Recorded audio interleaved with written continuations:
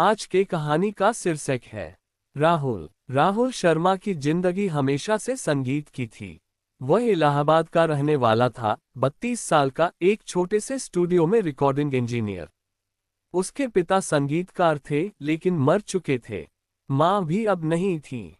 अकेला था वह, लेकिन अकेलापन उसे कभी परेशान नहीं करता था, क्योंकि उसके पास हमेशा आवाजें थीं। हर रात वह स्टूडियो में बैठकर पुरानी टेप रिकॉर्डिंग सुनता। पुरानी कैसेट्स जिनमें उसके पिता की आवाज थी, गाना नहीं, सिर्फ बातें। पिता अक्सर कहते थे, बेटा, आवाज कभी नहीं मरती, वो सिर्फ इंतजार करती है। राहुल हंसता और कहता, पापा, आवाज तो सिर्फ कंपन है, मर जाती है। लेकिन उस रात 15 मार्च 2024 सब बदल गया। स्टूडियो में अकेला था। बिजली कट गई थी, लेकिन बैटरी बैकअप चालू था। उसने एक पुरानी कैसेट निकाली, लेबल पर लिखा था, राहुल का जन्मदिन 1995। उसमें सिर्फ पिता की आवाज थी, जो उसे जन्मदिन की शुभकामनाएं दे रही थी।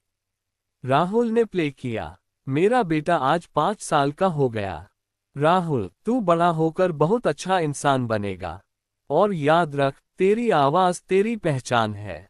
सामान्य था, लेकिन फिर कैसेट में एक और आवाज आई, राहुल की अपनी आवाज।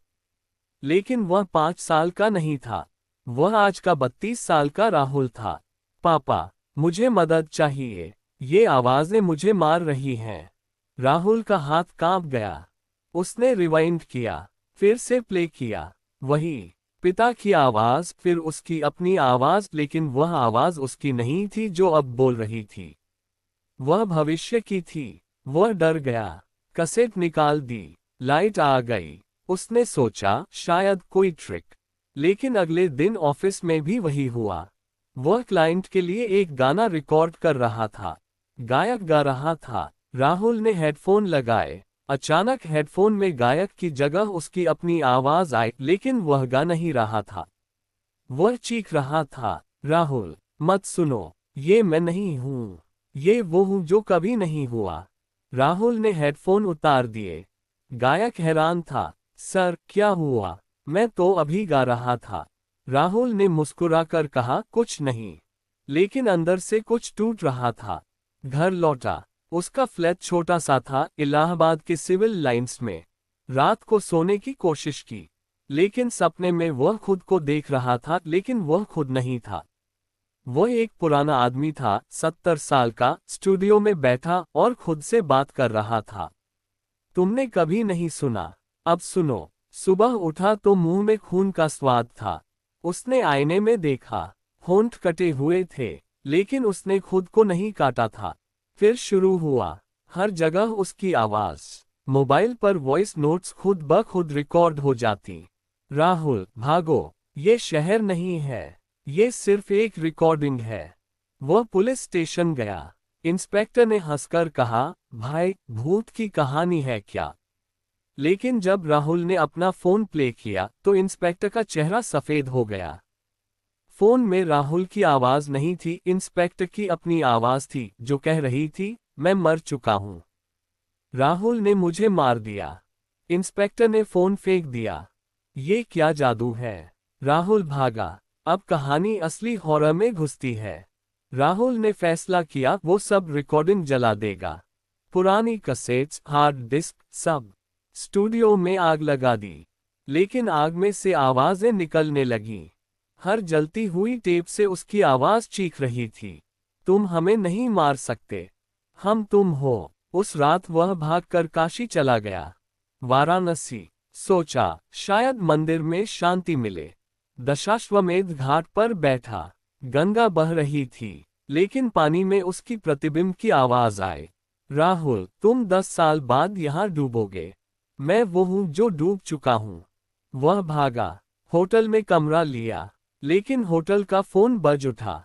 रिसीवर उठाया तो उसकी आवाज, होटल का मैनेजर कल तुम्हें मार देगा, क्योंकि तुमने उसकी बीवी से बात की थी। राहुल ने चेक किया, उसने किसी से बात नहीं की थी। लेकिन अगले दिन मैनेजर ने उसे घूरा। अब वो समझ गया, ये कोई भूत नहीं, ये अनरिकॉर्डेड आवाजें हैं। वो आवाजें जो कभी रिकॉर्ड नहीं हुई लेकिन हो सकती थी। हर संभावित भविष्य की आवाज। ये कॉस्मिक हॉरर था। ब्रह्मांड में हर फैसला एक रिकॉर्डिंग बन जाता है। और राहुल का स्टूडियो, उसका जीवन, सब एक अनंत रिकॉर्डिंग स्टूडियो बन गया था। वह वापस इलाहाबाद लौटा। अपनी माँ की पुरानी डायरी ढूंढी। उसमें लिखा था, राहुल के पिता की मौत के बाद उसने कहा था, मेरी आवाज कभी मत सुनना, वो वापस आएगी। राहुल ने समझा, पिता ने कुछ किया था। शायद कोई पुराना मंत्र या कोई प्रयोग। पिता संगीतकार नहीं, एक आवाज इंजीनियर थे जो मृत आत्माओं की आवाज रिकॉर्ड करते थे। अब वो आवाजें राहुल में आ गई थीं। उसने फैसला किया वो खुद को रिकॉर्ड करेगा। पूरी जिंदगी, हर पल, और फिर सब डिलीट कर देगा। उसने एक माइक्रोफोन लगाया। 24 घंटे रिकॉर्डिंग। लेकिन रिकॉर्डिंग में वो देख रहा था, वो खुद नहीं बोल रहा था।